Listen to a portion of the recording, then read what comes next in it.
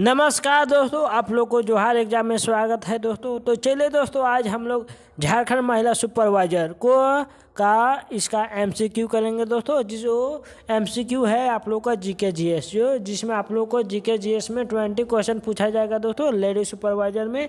और आप लोग को लेडी सुपरवाइजर में जीके जीएस का भी बहुत बड़ा रोल रहेगा, इसीलिए आप लोग इसको इग्नोर मत कीजिएगा, क्योंकि आप लोग को लेडी सुपरवाइजर में जीएस का पोर्शन भी आप लोग को सिलेक्शन दिलाने के लिए एक महत्वपूर्ण कार्य रहेगा दोस्तों, समझे। तो आप लोग जीएस में भी ध्यान दीजिए, मैथ और साइंस में भी ध्यान दीजिए, और अपना सब्जेक्ट और जो पेपर 3 मतलब सभी पेपर को अच्छे से आप ध्यान दीजिए, क्योंकि आप कुछ ही दिन बचा है, समय 15 से 15 दिन बचा है दोस्तों, इसीलिए आप लोग जम के तैयारी कीजिए। तो चलिए आज के लिए हम लोग क्वेश्चन बढ़ते हैं दोस्तों। जो प्रैक्टिस सेशन, जो आप लोग कमेंट बॉक्स में ज़रूर बताइएगा कि 20 क्वेश्चन में आप लोग कितना क्वेश्चन जान रहे हैं, समझे।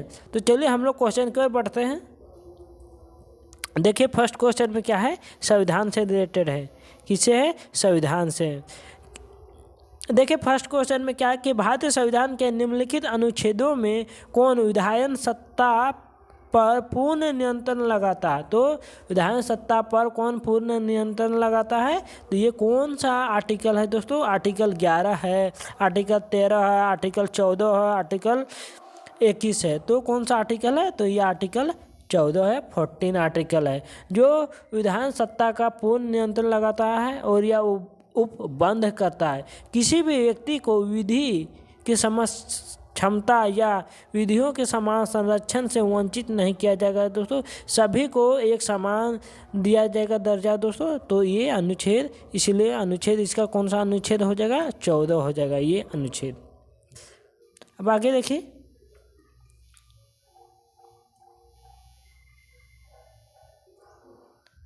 देखिए ये क्वेश्चन कि राज्य मंत्रिपरिषद निम्न में से किसकी प्रति उत्तरदायी होता है। तो राज्य के मंत्रिपरिषद जो होते हैं किसके प्रति उत्तरदायी होते हैं? विधानसभा, राज्यपाल, मुख्यमंत्री, राष्ट्रपति। तो किसके प्रति ये उत्तरदायी होते हैं? तो विधानसभा के प्रति उत्तरदायी होते हैं। कौन? मंत्रिपरिषद, जो राज्य के जो मंत्रिपरिषद होते हैं विधानसभा के प्रति उत्तरदायी होते हैं। कभी भी मंत्रिपरिषद के विरोध अविश्वास प्रस्ताव पारित होता है तो समूचा मंत्रिपरिषद त्याग देना पड़ता है, समझे। जब भी मंत्रिपरिषद में विरोध अविश्वास प्रस्ताव होता है तो सभी मंत्रिपरिषदों को त्यागपत्र देना पड़ता है, समझे। जिसमें मंत्रिपरिषदों की जो बैठक होता है उसमें अध्यक्षता कौन करता है? तो मुख्यमंत्री करता है दोस्तों। अब आगे देखिए,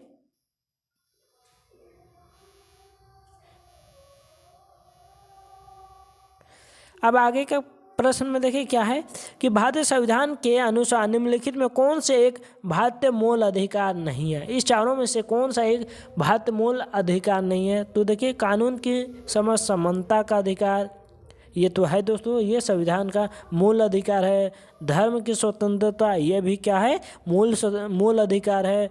भाषण देने की स्वतंत्रता, ये भी मूल अधिकार है। अब देखिए डी नंबर में क्या है कि अपना शिक्षण संस्थान बनाने पर प्रतिबंध, ये आप लोग को मूल अधिकार नहीं है दोस्तों। अपना शिक्षण संस्थान बनाने पर प्रतिबंध, ये मूल अधिकार नहीं है।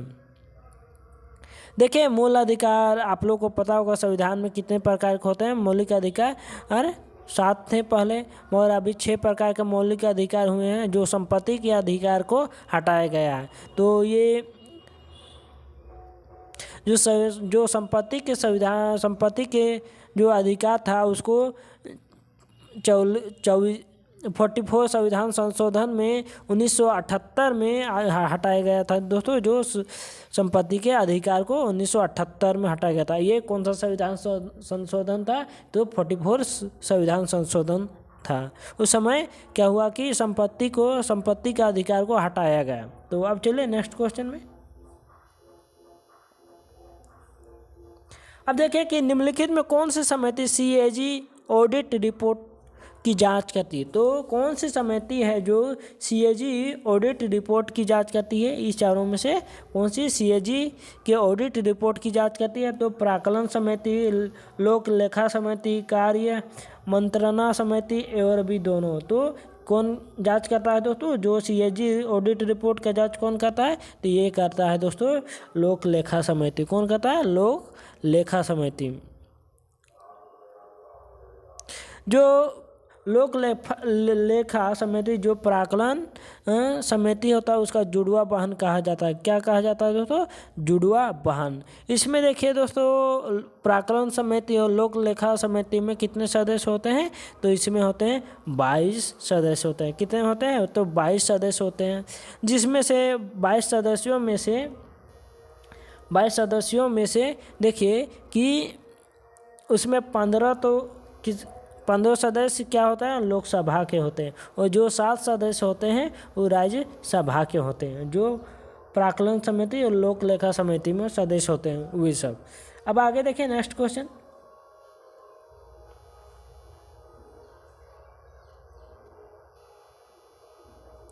अब देखिए भारत की क्रांति की जननी किसे कहा गया है? तो इस चारों में से देखिए कौन से भारत की क्रांति की जननी किसे कहा गया है दोस्तों? तो यहाँ देखिए ऑप्शन में कौन कौन सा है। तो ये देखिए ये फर्स्ट में क्या है कि श्रीमती एनी बेसेंट है, स्नेहलता है, वाडेकर है, सरोजिनी नायडू है, मैडम भिखाजी रुस्तम कामा है। तो कौन है दोस्तों? तो ये आप लोग को मालूम होगा ये कौन है। तो भारत क्रांति की जननी किसे कहा जाता है? तो मैडम भिखाजी रुस्तम कामा को कहा जाता है। अब आगे देखिए नेक्स्ट क्वेश्चन।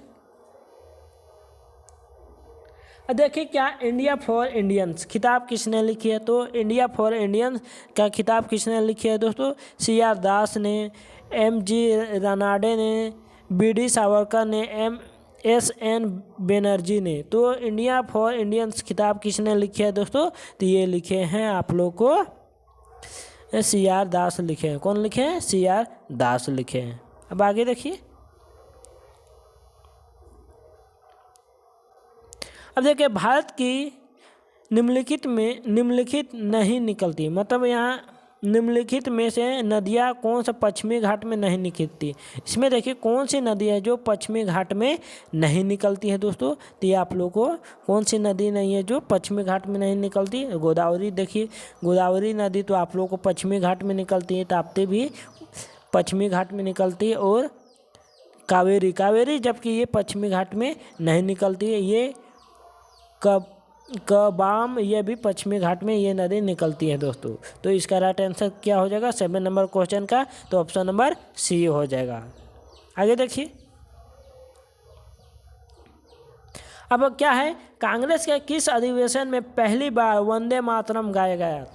तो कांग्रेस के किस अधिवेशन में वंदे मातरम गाया गया था दोस्तों? तो ये कौन सा अधिवेशन था? तो उस टाइम तो ये था आप लोग को 12वां अधिवेशन था। उस टाइम कांग्रेस के अधिवेशन में 12वां अधिवेशन में सर्वप्रथम वंदे मातरम गाया गया था। इस अधिवेशन में यह अधिवेशन 1800 कब हुआ था? 86 में कलकत्ता में आयोजित हुआ था।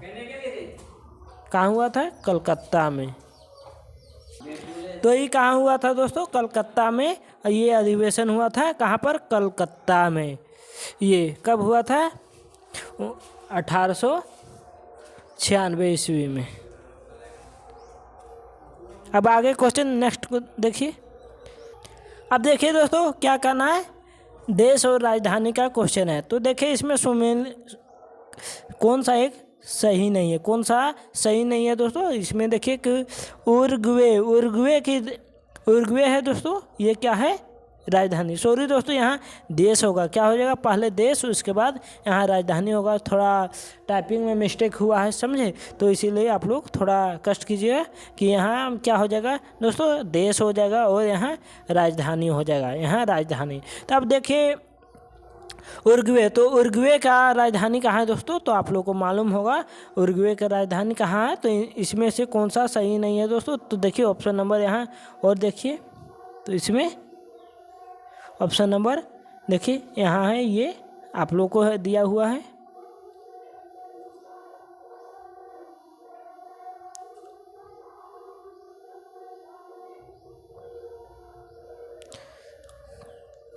तो देखिए उरुग्वे का राजधानी कहाँ है दोस्तों, तो मोंटे वीडियो यहाँ भी इसका राजधानी यही है दोस्तों। अब एक है देश बुरंडी, तो इसका राजधानी कहाँ है दोस्तों, तो बुरंडी का राजधानी इसका है दोस्तों बुजुम्बुरा। तो इसका ये दोनों तो सही है दोस्तों। अब आगे देखिए, आगे का ऑप्शन में क्या है देखिए। अब देखिए ग्रीनलैंड, तो ग्रीनलैंड का राजधानी का उलानबाटर, ये नहीं, गलत है दोस्तों। तो ग्रीनलैंड का राजधानी कहाँ है, तो ये आप लोग को नूक है। कौन है, नूक है दोस्तों। कौन है ग्रीनलैंड का राजधानी, तो ये नूक है। अब देखिए कोलंबिया, तो कोलंबिया का क्या है दोस्तों, आप लोग को पता होगा, क्योंकि आप लोग को देश और राजधानी से आप लोग के 1 या 2 क्वेश्चन जरूर मिल रहेगा दोस्तों। इसीलिए आप लोग देश और राज्य और राजधानी और देश और राजधानी भी जरूर एक बार कर दीजिएगा। तो और मुद्रा, साथ में मुद्रा भी कर लीजिएगा, क्योंकि मुद्रा से भी आप लोग को क्वेश्चन जरूर देखने के लिए आप लोग को मिलेगा। तो देखिए कोलंबिया, तो कोलंबिया का राजधानी क्या है दोस्तों, तो इसका गलत है, स्टॉकहोम नहीं होगा। इसका क्या राजधानी है, तो बोगोटा है। क्या है, बोगोटा है। इसका राजधानी क्या है, बोगोटा है।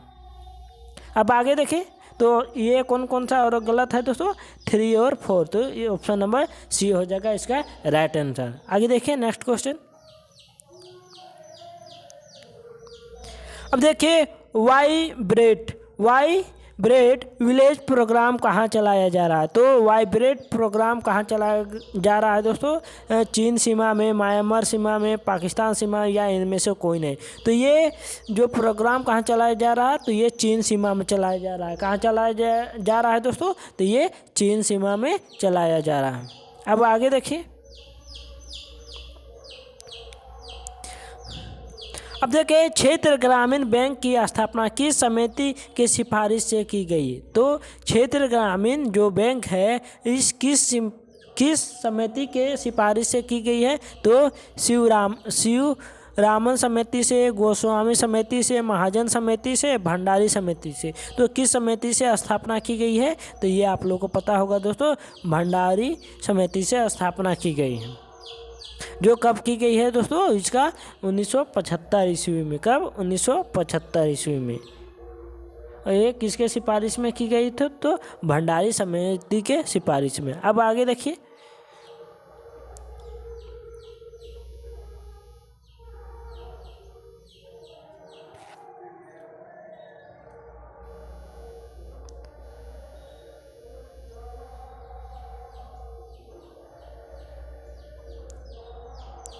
अब देखिए यहाँ क्वेश्चन दोस्तों क्या है कि भारत में मुद्रास्फीति के मापन का आधार क्या है, तो भारत में मुद्रास्फीति का मापन का आधार क्या है दोस्तों, कि उपभोक्ता मूल्य सूचकांक है, थोक मूल्य सूचकांक है, रिजर्व बैंक की आर्थिक समीक्षा, या वित्त मंत्रालय की जांच समितियां का आकलन है। तो देखिए भारत में मुद्रा समिति की क्या मापन आधार है दोस्तों, तो इसका मापन आधार क्या है कि थोक मूल्य सूचकांक है, इसका मुख्य आधार है दोस्तों। अब आगे देखिए नेक्स्ट क्वेश्चन।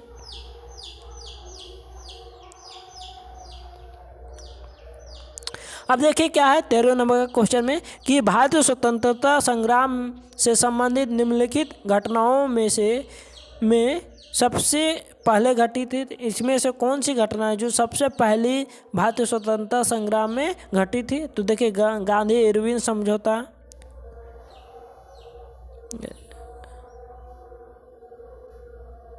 देखिए थोड़ा मिस्टेक हुआ है दोस्तों।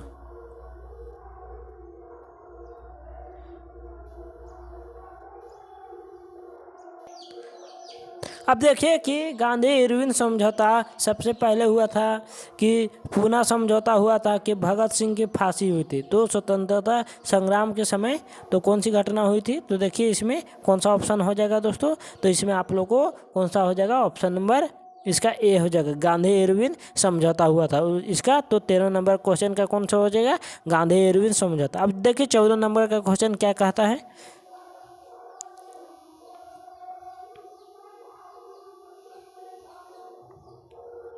इसमें देखिए क्या बोल रहा है कि भारत में सोने के सिक्के सर्वप्रथम किसके द्वारा जारी किया गया था।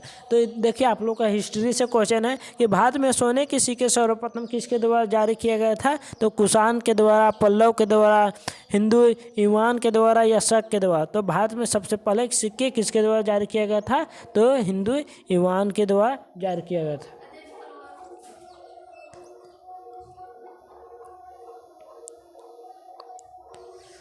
अब देखिए क्या है कि 15 नंबर क्वेश्चन में क्या है कि दिल्ली सल्तनत के किस शासक के द्वारा इक्ता प्रणाली की शुरुआत की गई थी। तो दिल्ली के कौन सा शासक था जिसके द्वारा इक्ता प्रणाली शुरुआत की गई थी। तो अलाउद्दीन खिलजी, बलमान, कुतुबुद्दीन ऐबक या इल्तुतमिश। तो कौन सा सुल्तान था दोस्तों। ये था आप लोग को इल्तुतमिश था। कौन सा, इल्तुतमिश।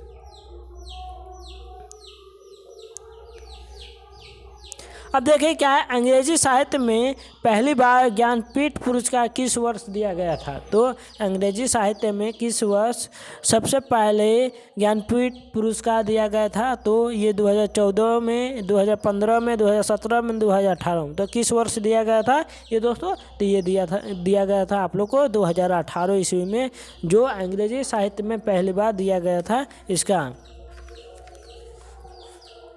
अब देखिए दोस्तों क्या है, तो क्वेश्चन नंबर कौन सा है। तो 17।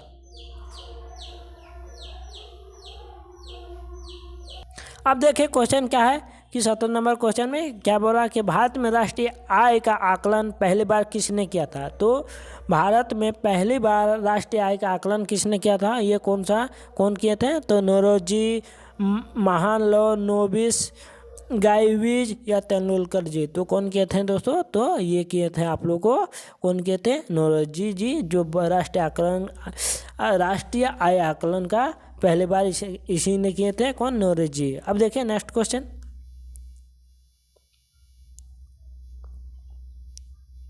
अब देखिए भारत में सर्वप्रथम आर्थिक सुधार नीति कब प्रारंभ की गई थी। तो भारत में सर्वप्रथम आर्थिक सुधार नीति कब प्रारंभ की गई थी दोस्तों। तो ये आप लोग कब की गई थी। तो 1951 में, 1994, 1922 में या 1991 में। तो ये कब की गई थी दोस्तों। 1991 ईस्वी में भारत में पहली बार सुधार नीति की गई थी दोस्तों। कब, 1991 में।